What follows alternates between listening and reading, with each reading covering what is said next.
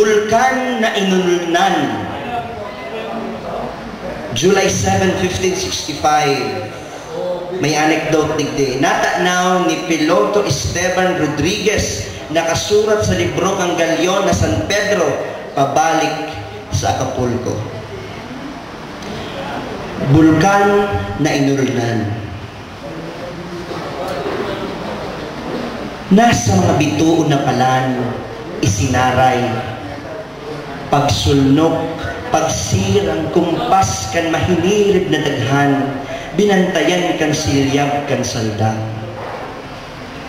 Nagkapirang ito kan habagat, sabat sabud kan karaw kan timog, an parting pinurot kan dagat.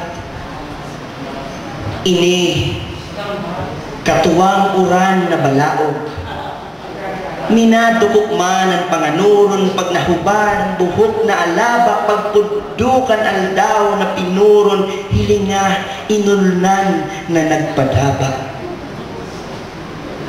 Dai mapara hamis kan laiyab sa tahaw kan arasahas. Kaya bulkan na inulnan ni June Rafael Belica. Di ko alam kung taman sa kuyang pagkabasa mabalos.